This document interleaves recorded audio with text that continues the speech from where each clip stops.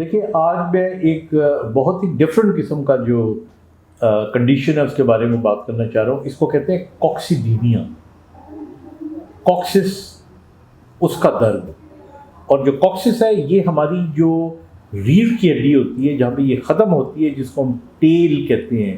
یہ میں آپ کو دکھاتا ہوں. دیکھیں یہ ہمارے ہڈی جو ہے یہ کمر کی ہڈی، یہ ورٹیبرا ہے، اور یہ اس کی ٹیل ہے. دیکھیں یہ ٹیل ہے اس کی. تو یہ جو ٹیل ہوتی ہے، اس ٹیل کے اندر اگر درد ہو تو اس کی نشانی کیا ہوتی ہے اور وجوہات کیا ہوتی ہے. پہلے میں وجوہات بتاتا ہوں.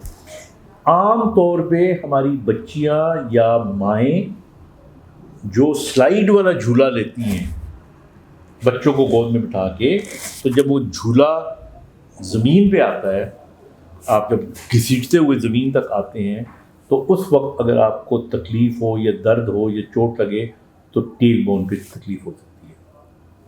یا اگر خدا نخواستہ آپ سیڑھیوں سے گر جائیں تو ایک سیڑھی دوسری سیڑھی یہ سارے ہپس پہ لگیں گی آپ کو، تو اس کی وجہ سے آپ کو ٹیل جو بون ہے اس پہ پین ہو سکتی ہے. یا بعض اوقات آپ بیٹھنے لگتے ہیں تو آپ کرسی پہ بیٹھنے کی بجائے اس کی ایج پہ یہ جو جگہ ہوتی ہے اس پہ بیٹھ گئے غلطی سے، دھیان آپ کا ادھر ادھر تھا، تب چوٹ لگ گئی. پھر ایک اور بڑی وجہ یہ ہے کہ ہم شادیوں پہ فوتگیوں پہ زمین پہ بیٹھتے ہیں. ہمیں عادت نہیں ہوتی زمین میں بیٹھنے کی بہت عرصے سے، لیکن ہم 1-2 دن 3 دن تک جب تک وہ جو فرش پہ انہوں نے بٹھایا ہوتا ہے اس کی وجہ سے بھی یہ پین ہو سکتی ہے. اور اس کے علاوہ بھی بہت سی وجوہات ہو سکتی ہیں، بٹ یہ کامن کازز ہیں. سو دس از کالڈ کوکسیڈینیا. کوکسس پہ انفلمیشن یا فریکچر یا سوزش. اب اگر کسی کو، اور اس کی طریقہ یہ ہوتا ہے پہچاننے کا کہ جب آپ کھڑے ہوتے ہو اور آپ کہتے ہو کہ مجھے کمر میں درد ہے، تو کمر کے درد کو ٹٹولتے بالکل دمچی پہ آپ جا کے رکتے ہو اور اس کو دبانے سے ٹیچ پڑتی ہے. تو یہ تو ہو گیا what is a tail bone اور کوکسیڈینیا. اب اس کے علاج کے اندر جو پہلا پوائنٹ ہے امپورٹنٹ، وہ یہ ہے کہ آپ کو ایسے بیٹھنا ہے کہ آپ کی ٹیل بون نیچے ٹکرائے نہ.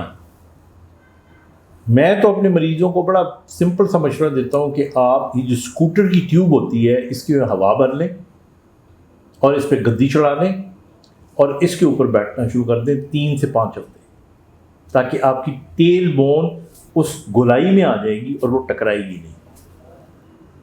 And this is a very very good formula. اب اس کے علاوہ مارکیٹ میں آپ کو وہ مل جاتے ہیں اس قسم کے، آپ کو پیڈز مل سکتے ہیں، آپ کو ہالو رنگ ٹائپ مٹیریل مل سکتا ہے جس کے اندر آپ بیٹھے اور آپ کا جو ٹیل بون ہوتی ہے وہ ٹکراتی نہیں ہے. لیکن I prefer to my patients کہ آپ اسکوٹر کی ٹیوب لیں اور اس پہ بیٹھنا شروع کریں. نمبر 2، اس کے اندر ہم میڈیسن دیتے ہیں، لیکن میرا تجربہ یہ کہتا ہے I think over for the last so many years کہ عام طور پہ یہاں دوائی پہنچتی ہی نہیں، کیونکہ دوائی وہاں پہنچتی ہے جو ریڈ ٹیشو ہو، جہاں پہ خون کی نالیاں یہ روڈومنٹری. یہ ایک زمانے میں انسان کی جب ایوولوشن ہوئی ہے تو یہ دمچی کا وہ ایریا تھا جو اب انسان کی دم نہیں ہوتی، تو وہ روڈومنٹری ہمارا ایریا ہے، تو وہاں تک بلڈ ویسل نہیں پہنچتی. تو اگر ہم دوائی کھائیں گے تو دوائی وہاں تک پہنچتی نہیں، اس لیے ہمیں اس جگہ پہ دوائی انجیکٹ کرنی پڑتی ہے. اور لوگ ڈرتے ہیں کہ جی ٹیکا لگا دیا، جی ہڈی میں ٹیکا لگ جائے گا. وہ ایسی بات نہیں، جہاں لگانا ہے وہاں لگوائیں، جہاں نہیں لگوانا وہاں نہ لگوائیں.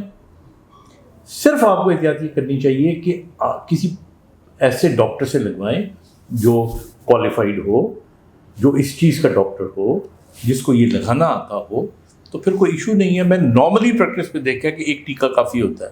70% آف دا کیسز 1 انجیکشن از انف. بعض اوقات ہم ریپیٹ کرتے ہیں، بعض اوقات اور ریپیٹ کرتے ہیں.